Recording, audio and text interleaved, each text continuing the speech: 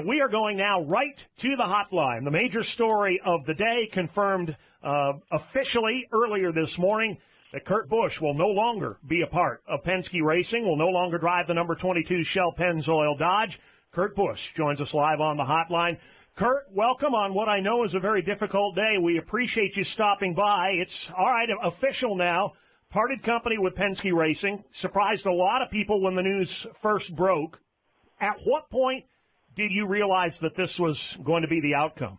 Hey, Moody. It's good to talk to you, and I appreciate you having me on. It's been a good day, though. And what's funny, I was just thinking this as I was about ready to come on air. I was like, well, I'm doing a favor to a few friends of mine in the media, and, well, I guess I'm all done now because I don't have very many friends in the media after I get done talking with you. Well, I don't think any of us in the media take this personally at all. I mean, you've never had a problem with me that I know of, and I've never had a problem with you that you know of, but it's all come to this in the end. Where did it all go wrong, in your view?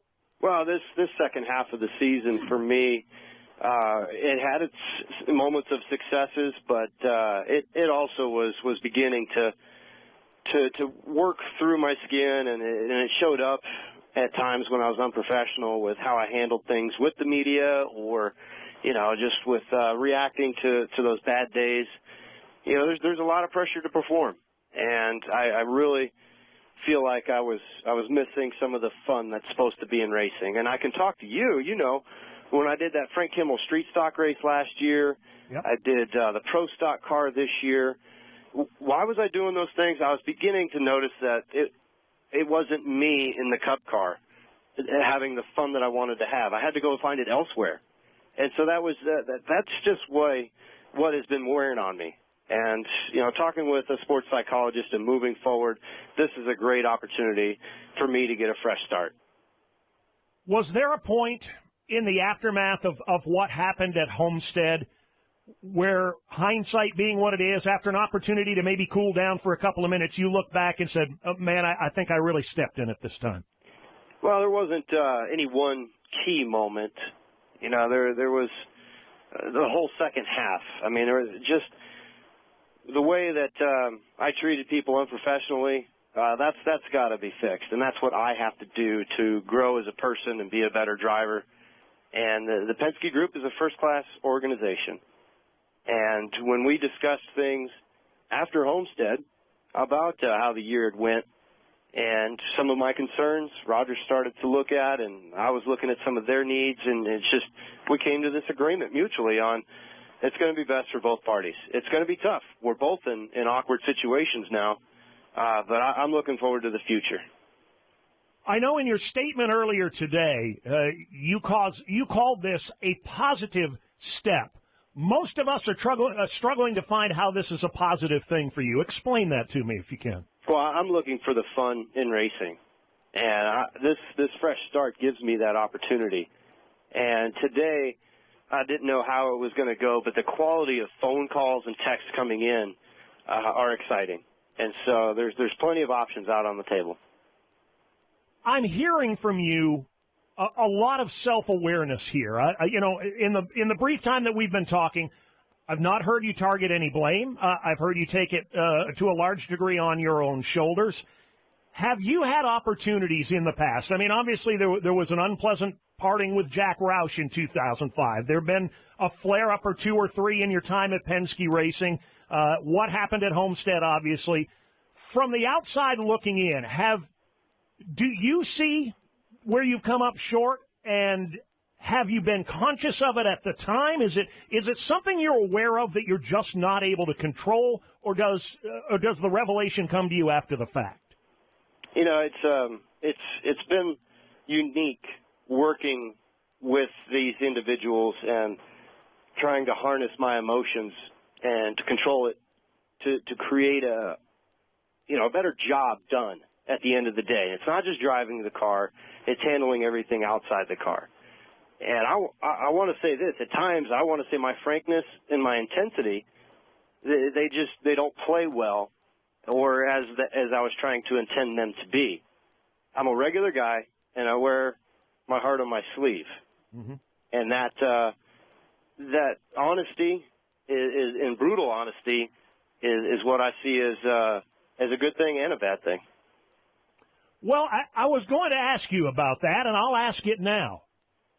And I know you haven't been seeing the sports psychologist for a long period of time, but how do you control the anger that causes these issues from time to time? Well, without, at the end of the day, I mean, at the end of the day, I know it's going to be all right. You know, we've started to scratch the surface, but obviously I'm the common denominator, and I look at today's decision and how we've evolved at this point. You know, for me to just pause, take a deep breath, and work on the things that'll make me a better driver and a better person. And at the end of the day, I want racing to be fun. Are you concerned at all, Kurt, that in channeling the bad side of that intensity, that you might lose the passion and the fire, the intensity that make you so good on the racetrack? No, I don't think so. I think that I'm a strong enough person that I know I've got to work on my things. I'm not going to blame them on anybody else. And this is a good competitive project for me. And to channel my emotions this way now, I want to turn it into a positive on the track. How long a pause do you see this as being? Because obviously we're in December now. There are very few open rides to begin with, much less competitive championship caliber rides like the one you have left. What do you see as your immediate future, let's say the next 12 months or so? There's plenty of options out there, and I'm just excited that I've got this chance to breathe and what the future can bring. 2012 will be exciting. Do you have offers on the table with Cup teams, nationwide teams, truck teams, or has it even progressed to that point yet?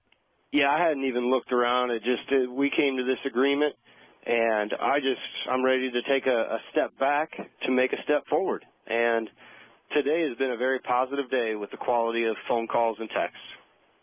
There's no doubt that you do have a lot of supporters out there. Whenever we talk about this on this program, whenever the other hosts on the other programs broach this topic on their programs, sure, there's some negative response, but there's a lot of positive response as well. And I'm guessing that in times like this, that's something important that you can fall back on and embrace a little bit. Oh, it's important to me for sure, and I appreciate the kind words. And there's encouragement around every corner, and I just have to find the right way to get this done in a way that I can prove that I've made the right steps. And right now, I'm just taking some time to evaluate which options that are out there, and this is really about enabling me to put the fun back into racing. Do you feel the need at this time to choose an option, or is the option of choosing nothing for a little while and taking some time off also on the table? Yeah, it's a matter of filtering which options are going to be the most positive.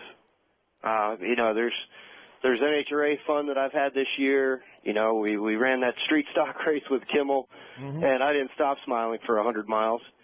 You know, there's plenty of options. Is it possible that a year away might actually be the best route for you, the most expedient route for you to get back to where you want to be emotionally? You know, what I'm focused on is making a change and making a positive effect with it. And, you know, there's just processes that I'm going to have to go through. How long have you been seeing the sports psychologist? I know you mentioned it, I guess, leading up to Champions Week. First, most of us have heard about that. Is that something new, or has it been ongoing for a time? No, it's been the last couple months. Do you feel like it's helped you in the short time that you've been doing it? It's definitely I've got my work to do, and this is a good challenge for me. Just looking forward with this individual and the way that we keep things confidential, it's a good challenge. So you have hope, and I hear it. You have hope that it doesn't have to be this way anymore going forward then. Oh, absolutely. I mean, as I reflect back on what I've had happen, there's been a lot of positives in the seat, and going to victory lane like we did this past year and I know that those times will be ahead of me as well. Kurt, I don't want to pick at the scab here, but there is a question that I think needs to be asked. We all lose our tempers from time to time. We all say things in the heat of emotion or the heat of battle that in hindsight we wish we hadn't said. Have you had the desire or the opportunity to watch the video of what happened at Homestead? And if so, what went through your mind as you watched it? You know, when we go back on all this, the quick thing to remember is I had just blown a transmission and realized I was finishing 11th. Right. I heard that, and Dr. Punch was the first to tell me that debris from my car is in Tony Stewart's grill right now. Mm-hmm. And I had this flash moment of, wow, you know, here I am, and there's Tony. I took away his championship. And when I lost it, it was because of that quick flash moment of, wow, I took out Tony's championship. Mm-hmm. And I wasn't even cussing directly at Dr. Punch. It was the producer that wouldn't go to us live and the camera guy who had the camera in my face without recording that tipped me over. But right. There's no excuse. There's no excuse for how I handled that. I called Dr. Punch and apologized, and we talked at the end of the conversation on, you know, with you being caught with that video, he said stuff like that happened much more worse in the past. He was talking about stories with him and Dale Sr., him and Darrell Waltrip, where they would almost be in a knockdown drag-out. And so, you know, Dr. Punch and I are good friends, and there's just no excuse for what happened. Can you share with us at all what conversations have taken place with you and with Roger Penske and with Tim Cindric about how to end this relationship and move forward in a positive manner? And that's exactly it. I think we're all on the same page. We came to this agreement because he had asked this, I had asked that, and I just feel like this is the best scenario for me. And this is the time that I'm going to need now to evaluate which way I need to go to put the fun back into racing for me. Kurt, you've been very generous with your time. You've been very straightforward, I think, in letting us look inside your mind and your heart. I want to end here with maybe a personal comment. And we've talked a little bit about this with Kyle in recent weeks when he had an issue. And I'll say the same thing to you that I've been saying about you in the last couple of weeks since this all happened. At the end of the day, none of this really matters all that much unless it's an opportunity to make a positive change. And I'm hopeful, as a guy that's, you know, watched you come up through the ranks and has you know, shared just about every day you've had in the national level of NASCAR to some degree or another, that this can be the opportunity to do exactly what you say you're determined to do now, and that's make a change and come back a kinder, gentler, better Kurt Busch. And I really, truly hope that happens. Well, thanks. And, you know, if there's a key nugget or to leave something with the race fans, you know, racing has never been about the money for me. It's about having fun and winning. And I'm going to go and evaluate all the options that I can and put that to work, because today's news, it's a positive step for me. And that's what I want to leave with everybody. Good for you. Kurt, thank you. We wish you the best of luck. All right. Thanks, guys. Kurt Busch joining us live here on this Monday edition of Sirius Speedway.